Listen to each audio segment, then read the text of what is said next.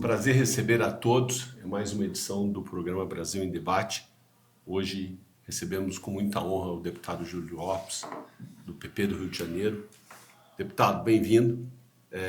Nós tivemos um debate muito importante hoje aqui no Instituto Unidos Brasil, na Frente Parlamentar do Ambiente de Negócio, onde nós debatemos e com muitos dados que o senhor nos trouxe, falamos um pouquinho do problema da pirataria ilegal. E eu coloco o seguinte: pelo que nós estamos aprendendo, pirataria deixou de ser apenas um problema local e passa a ser um problema do país. Como é que o senhor vê o estado, a situação real que nós estamos vivendo e o que o Congresso pode nos ajudar a dar os primeiros passos para melhorar ou pelo menos resolver uma parte dessa situação? Bem, Antônio Castilho, quero primeiro agradecer aqui a você, ao Brasil em Debate, ao Instituto, a possibilidade da gente estar trazendo essa pauta. Eu acredito que essa pauta é uma pauta do mundo hoje, todo mundo sofre com a pirataria, com a contrafação, e no Brasil ainda mais. Nós temos uma área enorme para atuar e a possibilidade de falar sobre isso, de mostrar a ilegalidade brasileira, mostrar o quanto nós precisamos avançar, é algo que me estimula muito. A gente tem feito alguns progressos, a gente tem combatido a pirataria e agora, por exemplo, a Receita Federal do Brasil fez ações de grande poder sobre o crime organizado, sobretudo sobre a ilegalidade na área financeira, né? Não só com o Banco Central no Banco Master, mas as fintechs agora e as operações do carbono oculto, enfim, que aprisionaram mais de 70 bilhões de reais, sobretudo de atividades ilegais no setor de combustível. Portanto, a gente está avançando. A lei também do devedor quanto mais permitiu um outro avanço muito grande e eu acredito que o Brasil caminha para uma legalidade. O que a gente precisa é acelerar esse passo e dar mais ênfase a ele. Deputado, o Brasil é um país de dimensão continental. Nós não temos claramente recursos nem condição de monitorar tudo. País como um todo. Seria ideal, né? Apesar que temos uma parte grande que é costa marítima, talvez seja um pouco mais fácil. Mas como o senhor vê o trabalho, e eu sei que o senhor trabalhou muito nos últimos anos nesse tema da digitalização e mais do que isso, na tecnologia como um investimento importante para o governo ou o próprio Congresso apoiar como um dos caminhos para ajudar nessa situação. Bem, você que participa do Brasil em Debate, essa é a grande solução. Só um país mais digital será um país mais igual. A digitalização resolverá todas essas coisas por uma fração do preço das demais formas de fiscalizar. Na realidade, o que eu tenho dito é que se a gente colocar na ANP, na Agência Nacional de Petróleo, um investimento da ordem de 500 milhões a 1 bilhão de reais, a gente acaba com a fraude no setor de combustível e, se não acabar, vai torná-la desprezível. Porque há a possibilidade real de você acompanhar em real time, online, as 120 mil bombas brasileiras, para que não haja mais esse tipo de furto. Por quê? Porque hoje esses sensores são muito baratos, são sensores que quando você vai lavar a mão no aeroporto, acionam ou não a pia, a descarga da sua descarga, enfim. Nós hoje temos toda uma tecnologia, um aparato tecnológico que pode ser colocado a favor do combate ao crime organizado, que vai tornar possível que a gente coloque para dentro todo esse recurso. Na área mineral, por exemplo, em Minas já existe, na Secretaria do Ambiente de Minas, satélites que supervisionam toda a ação mineral. É muito possível que um satélite em cima de uma mina, ele acompanhe a manufatura de gramas de ouro, de gramas de qualquer material, seja ele silício, cádmio, o que for. E a gente tem muita possibilidade que com um investimento muito pequeno na agência mineral brasileira, a gente tenha uma entrada de recursos absolutamente surpreendente. Então, eu aposto com você que está participando do Brasil em Debate, que a solução é a digitalização. E quanto antes implementarmos ela, quanto antes teremos uma resposta e modificaremos o nosso país. Não tenho dúvida, deputado, eu sei que esse é um trabalho que o senhor luta há muitos anos Eu vejo a tecnologia com a digitalização, mas eu também vejo um outro ponto que eu gostaria de escutar. Nós temos uma desvantagem no Brasil que isso pode servir como vantagem de alguma forma. A desvantagem é que nós temos um sistema financeiro muito concentrado, né? Um número muito grande de crédito e da transação financeira está em um pequeno número de bancos e agora está expandindo com as entradas das fintechs, mas mesmo assim o crédito é muito concentrado. O senhor não vê isso como também uma oportunidade de criar uma maneira de monitorar toda essa transação, principalmente da ilegalidade? Não tenho nenhuma dúvida disso, Castilho. Nós temos o sistema financeiro mais moderno do mundo. E a gente não fez à toa.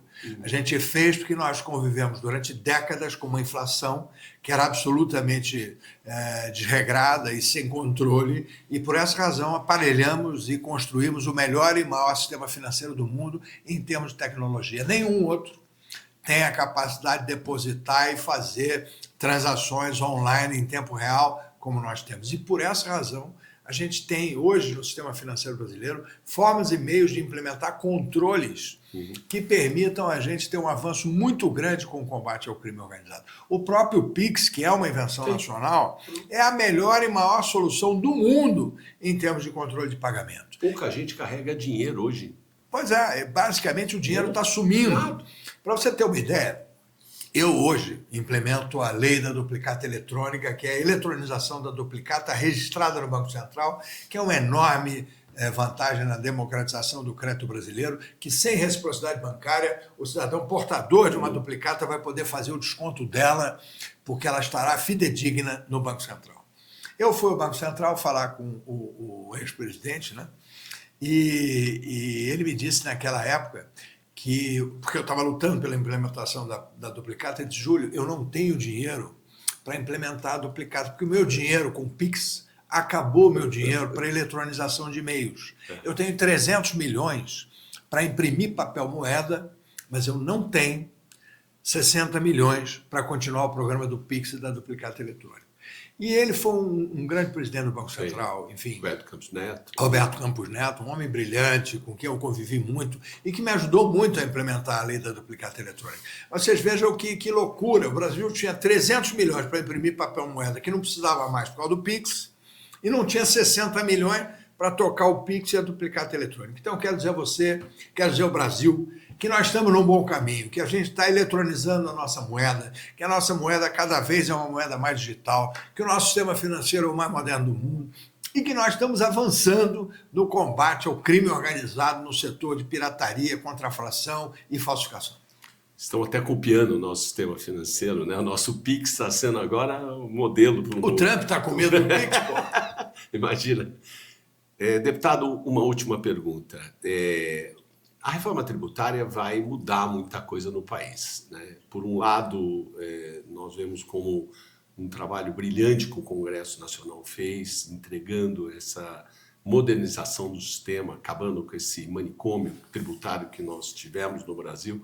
E agora, infelizmente, nós vamos levar um tempo, ainda temos aí 10 anos, 8, né? 10 anos para a implantação. Como é que o senhor vê os movimentos que estão... que ainda governos e algumas pessoas ainda defendem como bandeira de criar novos tributos, retirar a isonomia do país de coisas tão importantes, coisa que já ficou, para mim, muito bem resolvida, porque a reforma vai criar uma situação de isonomia um pouquinho maior que existe hoje. E eu vou dar um exemplo, né? O exemplo desta medida provisória que saiu agora, das blusinhas, voltando a um tema que mexe muito, não só com o comércio, com a indústria, mas mexe, acima de tudo, com o sentimento de não ter um país onde o tratamento é igual entre as partes. Como é que o senhor vê isso? Bom, essa lei é um crime, é um atentado contra o comércio e a indústria nacional. Eu fui um dos que mais lutou para que a gente implementasse essa cobrança novamente, em função exatamente da paridade da competitividade à indústria e ao comércio do Brasil. Então, a subtração desses impostos para os mercados internacionais só beneficia o emprego, o desenvolvimento da indústria e do comércio no Vietnã, na China e nas outras áreas que estão exportando para nós. Precisamos rapidamente, e eu acredito nisso, hein? Pode tomar nota aí, hein?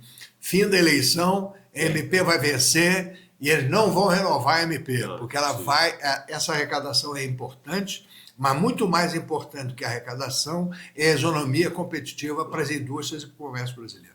Eu queria, e não posso deixar acabar esse programa aqui, Castilho, sem dizer, o grande problema do Brasil é a taxa de juros. Os juros mata você, a mim, ao trabalhador brasileiro. Os juros é a nossa grande mazela e a gente tem de enfrentá-lo. Como é que se enfrenta os juros? Equilibrando as contas brasileiras, equilibrando o fiscal do Brasil. Nós precisamos ter equilíbrio fiscal, ou seja, gastar menos do que arrecadamos. E o Brasil tem sido pródigo na geração de receita. No mês de março, nós batemos todos os recordes de arrecadação de receita, como fizemos nos últimos 4 anos. Em março, o Brasil arrecadou 270 bilhões de reais.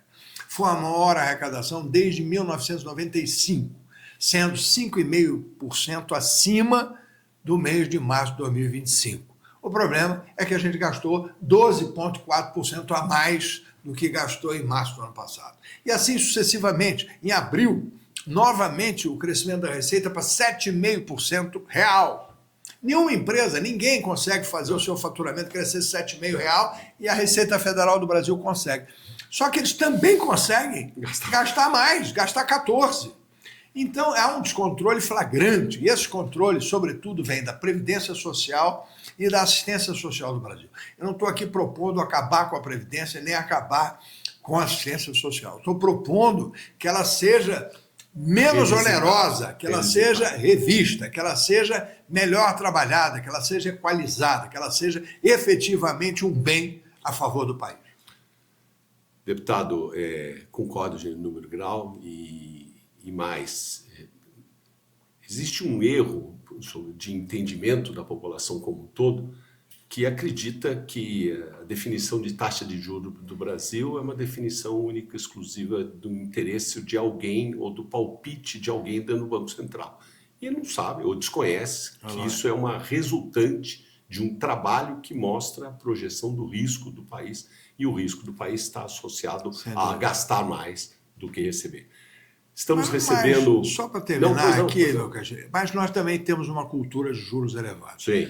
Por óbvio, o desajuste fiscal é flagrante e enorme, mas nós também temos uma cultura que poderia ser revista e que tem que ser revista também no Brasil. Concordo com o senhor. Temos a honra de receber mais uma vez aqui no Instituto Unidos Brasil, no programa Brasil em Debate, deputado Júlio Lopes. Deputado, muito obrigado pela sua participação de hoje, muito obrigado pelo seu ato heróico de lutar contra o crime organizado no país, que acho que, eu não tenho dúvida que acho que é o grande desafio para os próximos anos, talvez maior do que educação e saúde, eu acho que nós vamos ter que rever. Muito obrigado pela sua presença, muito obrigado pela sua participação. Eu que te agradeço, Castilho, uma honra. Obrigado.